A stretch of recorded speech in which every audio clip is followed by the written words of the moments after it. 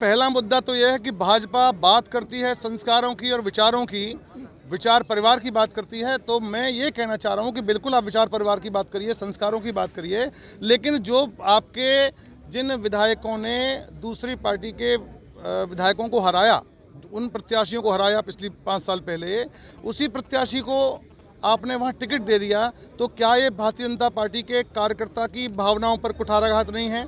और अगर कुठाराघात है, अगर आप ये मान के चलें कि नहीं साहब वो प्रत्याशी जिताऊ है और जो पूर्व विधायक थे वो जिताऊ नहीं थे, तो क्या आप 5 साल में उस विधायक का जो जिताऊ अब आपके लिए नहीं रहा उसका कोई विकल्प तैयार नहीं कर पाए?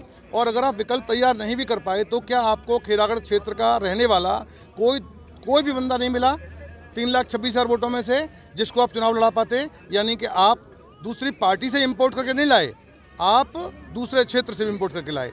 अब आप ये कह सकते हैं कि वो 2 बार विधायक वहाँ दूसरी पार्टी से रहा, तो मैं दूसरी पार्टी की बात नहीं कर रहा हूँ, उनने किन परिस्थितियों में उनको वहाँ लड़ाया होगा ये वो जानते हैं। लेकिन खैरागढ़ की जनता के साथ भारतीय जनता पार्टी ने धोखा किया है, खैरागढ़ की कार्यकर्ताओं के साथ धोखा किया है, खैरागढ़ के समर्पित कार्यकर्ताओं के साथ धोखा किया है। खैरागढ़ के विचार परिवार के जो लोग हैं उनकी भावनाओं पर कुठाराघात किया है। मैं जानता हूँ कि आपके साथ लड़ना पत्थर से सिर फोड़ना है, लेकिन मैं तैयार हूँ, मैं पत्थर से सिर भी फोड़ूंगा। इतना ही नहीं, मुझे आखिर तक धोखे में रखा कि ये वहाँ का रहने वाला है, काम करने वाला आदमी है, ये वहाँ चुनाव जीत सकता है। तो मुझे दूसरी पार्टियों में जाने से भी बड़े बड़े मंत्रियों के द्वारा रोका गया, और मात्र रोका ही नहीं गया, मुझे मेरे साथ दगा किया गया, मुझे धोखा दिया गया, मुझे राजनीतिक रूप से ख़त्म करने की पूरी साजिश की गई। आप लोग जानते हैं मैं पिछला